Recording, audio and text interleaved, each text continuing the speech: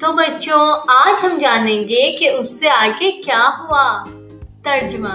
और यकीनन उस खातून ने उनके बारे में इरादा कर लिया था, और अगर वो अपने रब की दलील ना देख लेते तो वो भी माइल हो जाते। हमने यूसुफ से हर तरह की बुराई और बेहयाई को दूर कर दिया। बेशक वो हमारे बरगज़ीदा बंदों में से है। अल्लाह ताला ने अपने नबी की हिफाजत फरमाई। हज़रत यूसुफ अलैहिस्सलाम ने पाकीज़गी और सच्चाई को अख्तियार किया। अल्लाह अपने मुखलिस बंदों को हमेशा महफूज रखता है। तर्जुमा।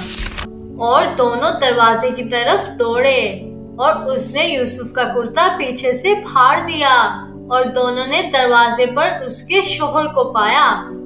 वो बोली, जो तुम्हारे घर के किसी फर्द के साथ बुरा इरादा करे, उसकी सजा तो कैद या सख्त अजाब के सिवा कुछ नहीं। तर्जुमा।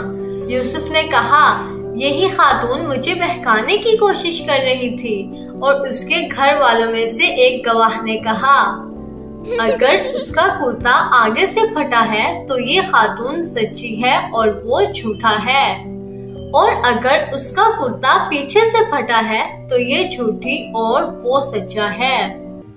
तो अम्मी जान, फिर क्या हुआ? क्या कुर्ता पीछे से ही फटा था ना?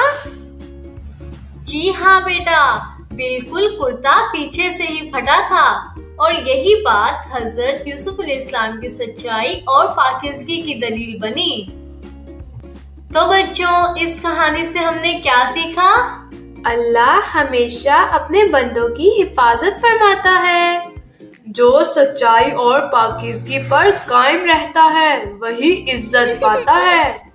हजरत यूसुफ अलैहिस्सलाम ने हमें सिखाया कि सब्र, ईमान और अल्लाह का खौफ सबसे बड़ी ताकत है।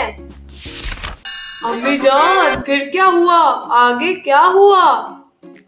बेटा, उसके बाद क्या हुआ वो हम जानेंगे अपनी कहानी के अगले हिस्से में। तब तक के लिए खुदा हाफिज।